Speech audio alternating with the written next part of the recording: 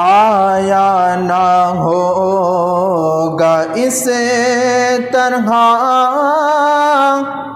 حسن و شباب ریت پہ گلشن فاطمہ کے تھے سارے گلاب ریت پہ۔ 9 تاریخ جب آئی محرم الحرام کی تو اس وقت میں ہوتا یہ تھا، جنگ کا جو آغاز ہوتا تھا باضابطہ اس کا طبل بجایا جاتا تھا، رولز ریگولیشن ہوا کرتے تھے، اور جنگ ٹائم پہ شروع ہوتی تھی، وقت میں اس کے بعد شام ہونے کے بعد ختم ہوتی تھی، اصول اور قوانین ہوتے تھے۔ جیسے ہمارے یہاں کے فی زمانہ جو قوانین کچھ نہیں ہے، بس آیا بندہ رات میں آیا، بس دڑ دار دیے میزائل کون دارا نہیں معلوم، صبح تک پورا بستی خراب ہو گئی۔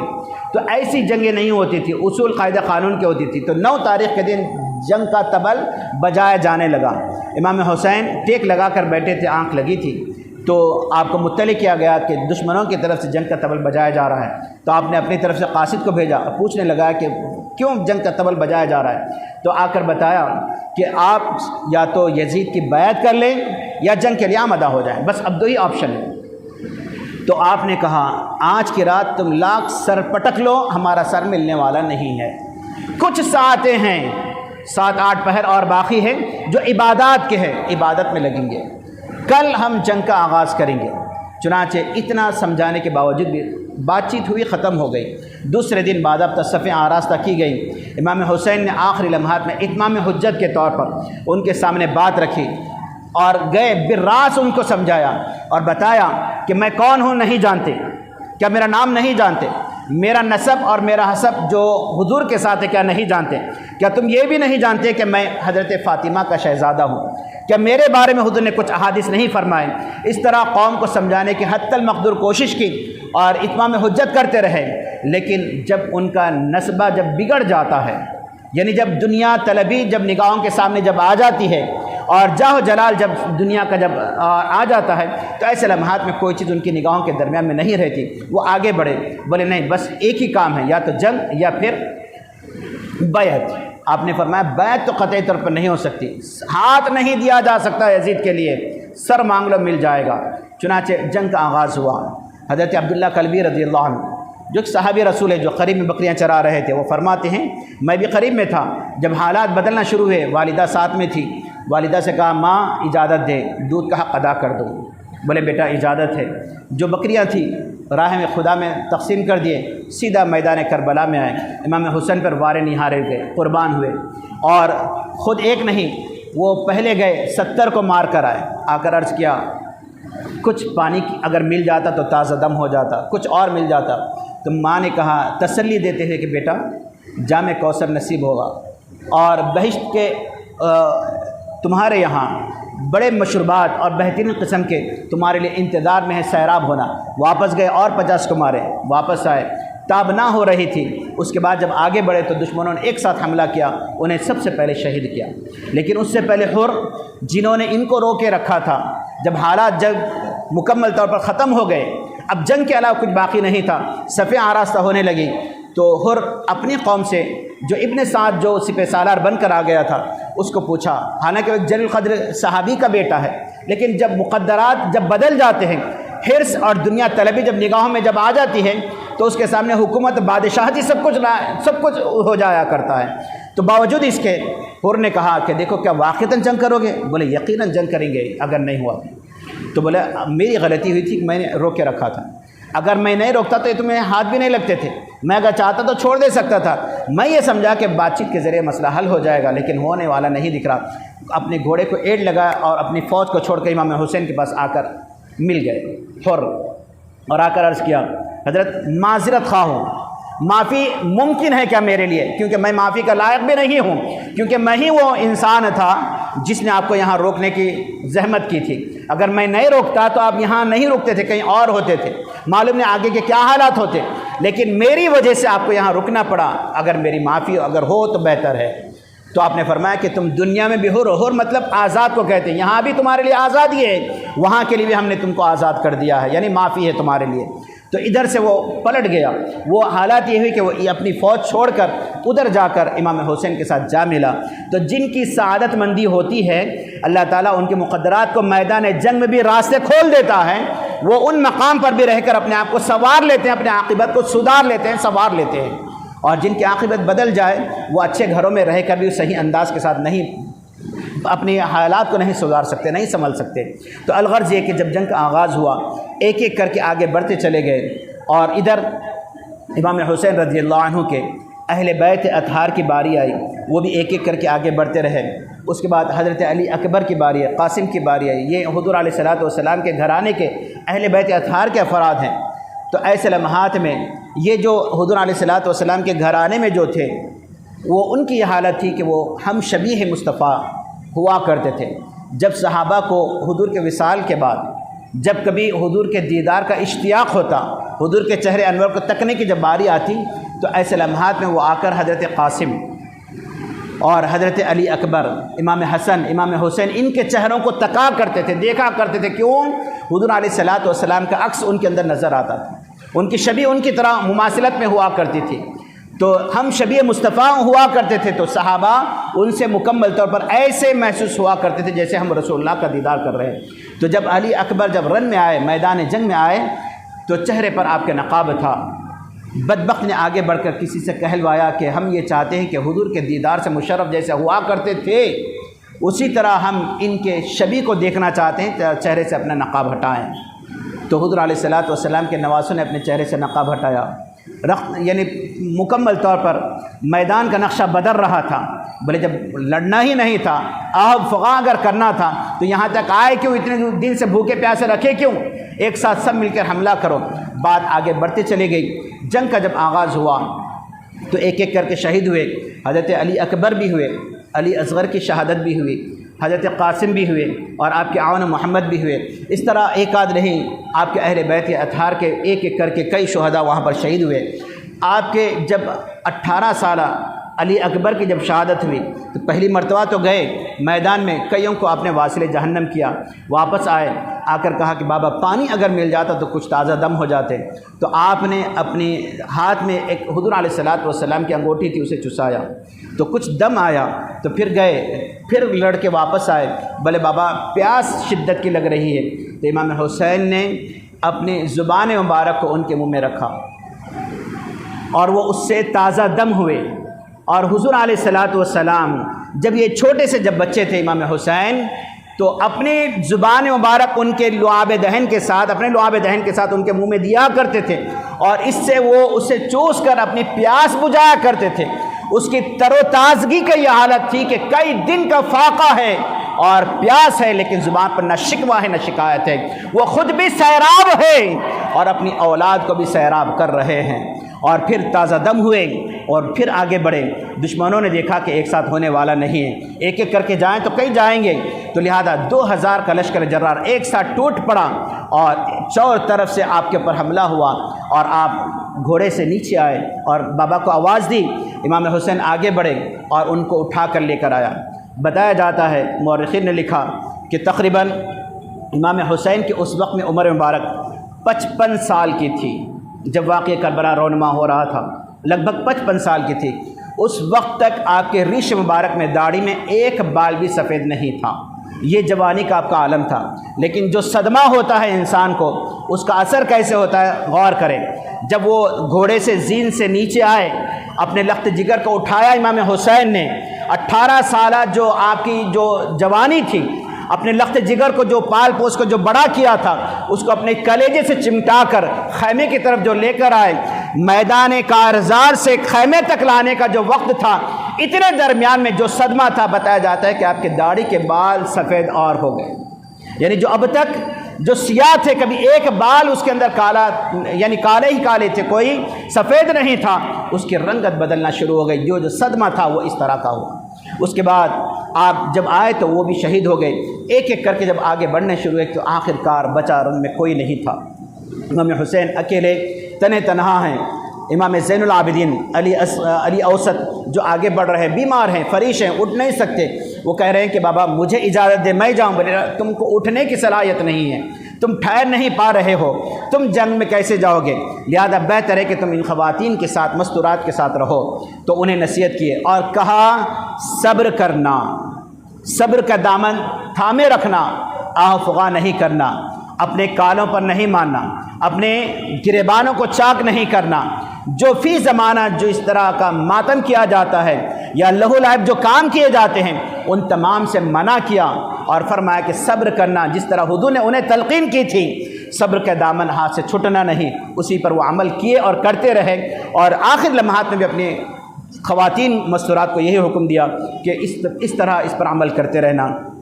آپ آئے میدان میں، نہ آپ کی سواری کا کوئی باغ تھامنے والا ہے، نہ رکاب پکڑنے والا ہے، نہ کوئی اور آپ کی سواری کو تھامنے والا ہے، اکیلے تنہا ہیں، سب کچھ تیار ہوئے اور پورے ہتھیار کے ساتھ لیس ہو کر گھوڑے پر سوار ہوئے، آگے بڑھانا چاہ رہے ہیں، اپنے گھوڑے کو ایڑ دے کر آگے بڑھانا چاہ رہے ہیں، لیکن گھوڑا آگے بڑھ نہیں رہا ہے۔ بتایا گیا کہ ایسے لمحات میں آپ گھوڑے کو لے کر آگے بڑھ رہے ہیں لیکن گھوڑا چلنے کے لیے تیار نہیں ہے، پیچھے پلٹ کر دیکھا تو آپ کی چہیتی صاحبزادی حضرت سکینہ گھوڑے کے قدم کو تھامے ہوئے ہیں۔ یہ وہ مناظر ہے جو انسان کہے تو بھی اپنے آپے سے باہر ہو جائے، لیکن وہ منظر جنہوں نے اپنی سر کی آنکھوں سے دیکھا تھا، نہ جانے رب ذوالجلال نے انہیں کیسا صبر استقامت سے نوازا تھا، کیسا انہوں نے اس پر صبر کیا اور مضبوطی کے ساتھ جمے اور ڈٹے رہے۔ اور گھوڑے کو معلوم ہے کہ پیچھے کون ہے، ان کے گھر کا وابستہ گھوڑا ہے، وہ بھی جانتا ہے پیچھے کون ہے، میں ان کو پیر مار کر آگے نہیں بڑھ سکتا، وہ رکا ہوا ہے۔ آپ نے خواتین کو آواز دی کہ انہیں اندر لے لے۔ آپ نے سکینہ نے عرض کیا بابا جان آخر کیا مزہ ہے، جو جاتا ہے بس شہید ہو کر ہی آتا ہے، آپ بھی جاؤ گے تو واپس، اگر نہ ہو تو ہمارا کیا ہوگا؟ آپ نے تسلی دی اور اپنے خیمہ میں لا کر انہیں چھوڑا۔ باوجود اس کے جس طرح منقبتیں پڑھی گئیں، اگر حکم فرما دیتے تو سورج بھی بارش کو برسا دیتا، یقیناً حق ہے یہ۔ کیوں؟ حضور علیہ الصلوۃ والسلام کے یہ چہیتے نواسے اپنے ان لمحات میں انفرادی طور پر لوگوں کو سمجھانے کے لیے اپنے کچھ کرامتوں کا اظہار کیا۔ اگر لوگ سوجھ بوجھ رکھ سکتے ہیں تو وہ سمجھ سکتے ہیں۔ آپ نے پیچھے سے اپنے خیموں میں آگ جلائے خندق کھدا کر تاکہ کوئی دشمن پیچھے سے حملہ نہ کرے، مستورات محفوظ رہے۔ ایک کم بخت نے آگے بڑھ کر کہا کہ جہنم کی آگ سے پہلے یہیں جلنا چاہتے ہو؟ تو آپ نے بس کچھ نہیں کہا، مالک دیکھ یہ کیا کہہ رہا ہے، جنت کے جنہیں سردار کہیں، جن کے لیے یہ کہہ رہا ہے کہ جہنم میں جلنے سے پہلے یہاں جلنا چاہتے ہو؟ کچھ نہیں کہا، زبان پر نہ شکوہ نہ شکایت، بس اتنا کہا مالک دیکھ یہ کیا کہہ رہا ہے۔ بس اس کے گھوڑے کو ایڑ لگی اور وہ تیز نکلا دوڑا، سب دونوں لشکروں کے درمیان میں وہ سیدھا تیز جا کر اس کھائی کے اندر گرا، اس خندق میں آگ میں گر کر دونوں لشکروں کے سامنے نگاہوں کے سامنے وہ جل کر خاک ہو گیا۔ ایک نہیں، اس طرح کے کئی کرامتوں کا آپ نے وہاں پر برمرہ اظہار کیا، لیکن یہ وہ مقام نہیں تھا جہاں اپنی کرامتوں کو مکمل طور پر آیا بیاں کیا جائے اور اس کا اظہار کریں، بلکہ جس طرح میں نے ابتدا میں کہا شہادت یہ یوں ہی نصیب نہیں ہوتی، یہ رتبے مقام اور منزلت کے اعتبار سے دیکھا جائے تو یہ بہت اونچی چیز ہے۔ رب ذوالجلال جن کو چاہتا ہے منتخب کر لیتا ہے اور انہیں یہ سرفرازی عطا فرماتا ہے، اور حضور نے تلقین فرما دی تھی کہ یہ مراحل سے گزرنا ہے، یہ رتبے تمہارے لیے انتظار کریں گے۔ چنانچہ حاضرین محترم، آپ بھی جب آگے بڑھے تو آپ کو بھی اس طرح دشمنوں نے مقابلہ کیا، ایک آدھ دو چار نہیں بلکہ 72 زخم تو آپ کے چہرے انور پر زخموں کے تھے، 72 زخم تو آپ کے چہرے پر تیروں کے تھے، اور ایک آدھ نے 313 سے زیادہ آپ کے جسم پر اس کے یعنی نیزوں کے نشانات تھے، جسم پورا لہو لہان چھنی ہو چکا تھا، اور حالت یہ تھی جمعہ کا ہی دن تھا، 10 محرم الحرام، نماز جمعہ کا وقت ہوا ہے۔ ایسے لمحات میں بہت کچھ مراحل ہوئے، مجھ میں بھی یہ تاب نہیں کہ میں ان مراحل کو ذکر کر سکوں، برداشت کا مادہ مجھ میں بھی نہیں ہے۔ ایسے کئی مراحل ہوئے ہیں، میں نے اس میں ذکر کرنے کی حتی المقدور کوشش بھی کی، لیکن زبان لڑکھڑا گئی، وہاں تک ہماری رسائی نہیں، جہاں ہماری زبان کی رسائی نہیں ہے وہاں ان کے عزم اور استقلال کی رسائی تھی۔ وہ جو مراحل سے گزرے تھے ہم اس کو اپنی زبان پر لا بھی نہیں سکتے، اس کی تاب بھی ہمارے اندر نہیں ہے، وہ تاب کے الفاظ ہم برداشت بھی نہیں کر سکتے۔ مختصراً یہ کہ آپ کی شہادت واقع ہوئی، آخر کار اللہ سبحانہ و تعالی نے آپ کو اس رتبے مقام اور منزلت پر فائز فرمایا کہ جو حضور علیہ الصلوۃ والسلام نے آپ کو بتا دیا تھا کہ آپ کے سر انور کو تن سے جدا کیا گیا۔ اور نیزے پر بلند کیا گیا، اور پھر اس کے ساتھ لہو لعب کیا گیا، اور ایک نہیں اس کی بہت ساری بے حرمتیاں کی گئی۔ اللہ کی پناہ، اس طرح اللہ تعالیٰ حفظ و امان میں رکھے۔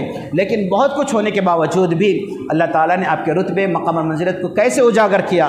تو یاد رہے، بعض مراحل ایسے ہوتے ہیں جہاں اپنی جان کو بچانا ایمان نہیں ہوتا، جہاں اپنا سب کچھ بچانا اپنی سلامتی نہیں ہوتی، جہاں جان کی بازی لگانا، اپنا سب کچھ تن من دھن نچھاور کرنا وہ ایمان ہوتا ہے۔ تو امام حسین نے اپنا سب کچھ نچھاور کر دیا۔ آج بھی انسان امام حسین کو اپنا امام کہہ کر اپنا سر بلند کرتا ہے، اور جتنے اس وقت میں جتنے تھے 22,000 کا جو لشکر، ان میں کا کوئی انسان نہ آج نہ ان کے خاندان کا ہے اور نہ کوئی باقی، بلکہ یہاں تک بتلایا گیا حضرت یحییٰ علیہ السلام جو شہید ہوئے، جن کے لیے اللہ تعالیٰ نے 70,000 ان کے قوم کو اللہ تعالیٰ نے ہلاک کیا تھا۔ ایک نبی کو شہید ہونے کی وجہ سے اللہ تعالیٰ نے ان کے قوم کے 70,000 لوگوں کو ان کے عتاب میں، ان کے سزا کے طور پر ہلاک کیا تھا۔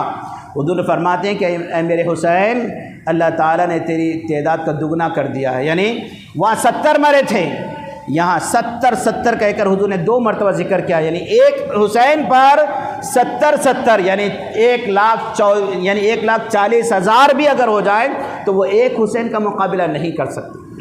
فرمایا 70 2 مرتبہ حضور فرما دی کہ یہ 70 2 مرتبہ، یعنی اتنی تعداد میں لوگ تیری ایک شہادت کی وجہ سے قربان ہوں گے، لیکن پھر بھی اے حسین تیرے منزلت، تیرے مقام اور منزلت تک کسی کی پہنچ نہیں ہوگی۔ اس طرح اللہ تعالیٰ نے آپ کے رتبے، مقام اور منزلت کو بلند فرمایا ہے۔ لیکن یاد رہے، ان تمام سے حاصل مقصد یہی ہے کہ یہ نسبت ہم کو حضور علیہ الصلاۃ والسلام سے جو ہے، یہ حضور علیہ الصلاۃ والسلام کے فرامین کی وجہ سے ہے۔ حضور علیہ الصلاۃ والسلام نے امت کو تلقین فرمائی ہے کہ ادبوا اولادکم علی 3 خصال، اے لوگوں تم اپنی اولاد کو 3 چیزوں کا عادی بناؤ، 3 چیزیں تم اپنی اولاد کو بچپن سے سکھاؤ۔ سب سے پہلے فرمایا حب نبیکم، تم اپنی اولاد کو اپنے نبی کی محبت سکھاؤ۔ سب سے پہلی چیز اپنے نبی کی محبت تم اپنی اولاد کو پہلے سکھا دو۔ دوسری، اپنے نبی کی آل اور اطرت سے محبت کرنا سکھاؤ، یعنی نبی کی محبت سکھاؤ، اور فرمایا نبی کی آل سے محبت کرنا سکھاؤ۔ اور تیسری چیز حضور نے فرمایا قرآن پڑھنا اور پڑھانا سکھاؤ، قرآن سے وابستگی سکھاؤ۔ تو ابتدائی 2 چیزیں ہیں، یہ عمل سے تعلق رکھتی ہیں۔ تو یہ بندہ سب سے پہلے بچپن میں اگر اولاد کو اگر سکھائے گا، بڑی ہونے کے بعد اگر غیر غلط صحبت میں اگر وہ مل بھی جائے تو حب نبی، حب رسول اگر بندے کے رس بس جائے رگ و ریش میں تو وہ کبھی باہر نہیں نکلتا، لوگوں کی صحبت اس کے پر اثر آور نہیں ہوتی۔ جس طرح ہم دیکھتے ہیں کہ فی زمانہ نسلیں برباد ہو رہی ہیں، اور نسلیں غیر غلط راستوں کی طرف جو نکلتے چلے جا رہے ہیں بے راہ روی کے ساتھ، تو یہ نسلیں خراب نہیں ہوتی ایک وقت میں جب کہ ہم بچپن میں اولاد کو حب نبی سکھا دیں اور حب اہل بیت اگر سکھا دیں۔ قرآن کی تعلیم تو بندہ سکھاتا ہی ہے، لیکن یہ دونوں چیزیں اگر ہم اس پر عمل کریں تو یہ ہماری پکی وابستگی وارفتگی ہو جائے گی۔ تو اس کا خلاصہ یہی ہے کہ یہ محافل اسی لیے منعقد کیے جاتے ہیں تاکہ ہم حب نبی کے ساتھ حب اہل بیت بھی ہم اپنی نسلوں کو بتلائیں۔ کیوں؟ وہ حضور کے چہیتے تھے، حضور کے ماننے والے تھے، حضور کے یہاں جنہوں نے پرورش پائی تھی ان کے قدم کبھی ڈگمگا نہیں سکتے۔ اللہ تعالیٰ نے ان کے رتبے، مقام اور منزلت کو اتنا بلند بالا فرمایا ہے کہ حین حیات میں ہی ان کے رتبے جنت میں کہاں ہیں؟ حضور نے اپنی زبان سے واضح فرمایا کہ سیدہ شباب اہل الجنہ، یہ نوجوانان جنت کے سردار ہیں۔ اور پھر جب جنت میں جب جائیں گے تو حالت کیا ہوگی؟ تو اہل جنت کے لیے وہاں پر میدان محشر جب برپا ہوگا، اس وقت میں خطاب کرنے والا فرشتہ خطاب کر کے کہے گا، پہلی وقت میں لوگوں کو یہ خطاب کہا جائے گا، یعنی ایک آواز دی جائے گی، اے لوگوں اپنی نگاہیں اٹھا لو، ایک بندہ تمہاری نگاہوں کے سامنے اب آ رہا ہے جو بے گناہ اپنی زندگی گزار کر اب گیا ہے۔ لوگ پریشان ہوں گے، مالک ایک بندہ ہے جو بے گناہ اپنی زندگی گزار کر گیا ہے، ہم تم کو دکھانا چاہتے ہیں کون ہے؟ تو فرمایا وہ یحییٰ بن زکریا ہے، جو اب تمہاری نگاہوں کے سامنے آنے والا ہے، جو بے گناہ ہے، جو جس سے کبھی کوئی گناہ سرزد نہیں ہوا، رب نے جس کی گواہی دے دی وہ بے گناہ ہے، جو تمہاری نگاہوں کے سامنے اب آ رہا ہے۔ تو لوگ نگاہیں اٹھا کر ان کا دیدار کریں گے۔ ایک آواز دی جائے گی، لوگوں اب نگاہیں نیچے کر لو، اب نگاہیں نیچے کر لو۔ کیوں؟ حکم دیا جائے گا اب خاتون جنت کی سواری کا یہاں سے گزر ہونے والا ہے۔ باوجود اس کے دنیا دارالعمل ہے، یہاں کام کرنا ہے، وہاں کام کرنے کا نہیں ہے کچھ بھی۔ نہ کوئی چیز انسان ادھر ادھر نگاہ ڈالے گا، نہ وہم و گمان، نہ ایسے خیالات تفکرات، تو کچھ نہیں آئیں گے. لیکن وہاں ان کا جو منزلت ہوگی، جو مقصود ہوگا، وہ کیسے ہوگا، کس شان کے ساتھ وہ میدان محشر میں آئیں گی، اس کا جلوہ بکھیرنے کے لیے اللہ تعالیٰ فرمائے گا کہ نگاہیں اہل محشر نگاہیں نیچی کر لو. آج ہمارے حبیب کی چہیتی صاحبزادی یہاں سے گزر رہی ہیں. جس رنگت کے ساتھ، جس کیفیت کے ساتھ آپ کا گزر ہوگا، محدث ذکر نے بڑی طویل گفتگو فرمائی. ایک دو بات ذکر کر دو. آپ فرماتے ہیں کہ جب خاتون جنت کا میدان محشر میں وہاں سے گزر ہوگا تو حالت یہ ہوگی کہ آپ کے سیدھے جانب پر زرد رنگ کا ایک چادر ہوگی، جو امام حسن کو جو شہید کیا گیا تھا زہر دے کر، جس کی وجہ سے جو زہر آلود آپ کا جو لباس اور آپ کا جو جسم ہوا تھا وہ آپ کے سیدھے جانب پر ہوگی. اور بائیں ہاتھ پر آپ کی یعنی بائیں کھاندے پر ایک چادر ہوگی جو انتہائی لال قسم کی ہوگی، جو امام حسین کی شہادت کا ذریعہ ہے.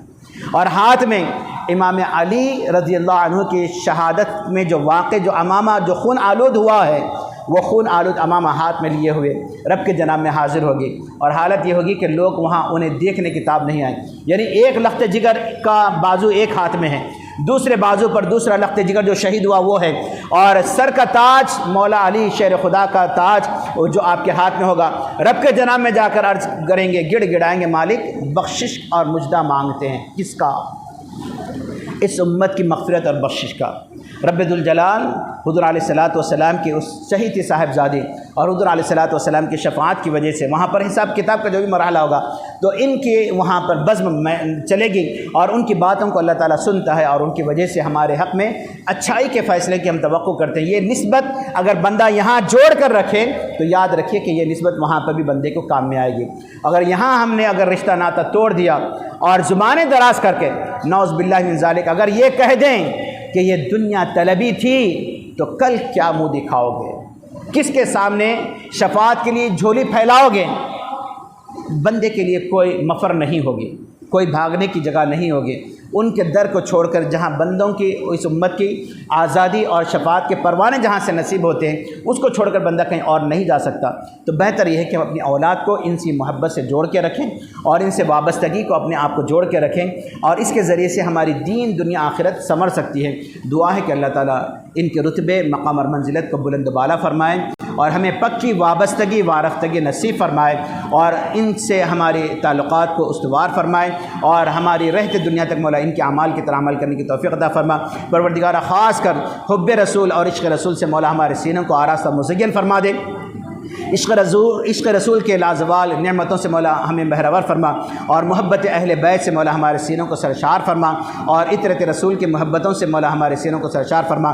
مولا جب تک روئے زمین پر رہیں مولا تیرے اور تیرے حبیب کے نام لیوا اور غلام مولا ہمارا شمار فرما. ہر خیر کو مالک ہمارے لیے مقدر فرماتے ہوئے ہر شر سے، ہر برائی سے، ہر وبا سے، ہر مرض سے، ہر مصیبت سے، ہر پریشانی سے، ہر بلا سے، ہر وبا سے ہمارے نسلوں کی مولا حفاظت فرما. پروردگارہ خاص کر صحت اور عافیت والی زندگیوں سے مولا ہم کنار فرما. ظالمین کے ظلم سے، حاسدین کے حسد سے، ماکرین کے مکر سے مولا ہماری حفاظت فرما. روئے زمین پر مولا مسلمان جہاں کہیں رہتے بستے مولا ان کی جان مال عزت آبرو کی حفاظت فرما.